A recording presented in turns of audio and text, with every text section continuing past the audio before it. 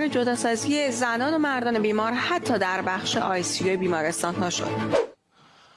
فعلا همین که نرفتن به زهرا و خواستار دیوار کشیدن بین قبر مردان و زنان مرده نشدن، این خودش خیلیه. به هر حال اینا توی همه مسائل به خودشون نگاه میکنن. این عزیزان همه اعضای حیاتیشون هم از کار بیفته، اون لامصب بین دم مارمولک همچنان زنده است و تحریک میشه. یک روزنامه‌نگار مشهدی میگوید گشت ارشاد به یک مرکز ناباروری رفته و به حضور زنان در بخش آزمایشگاه که اسپرم در آن هست اعتراض کرد. خب حق داشتم.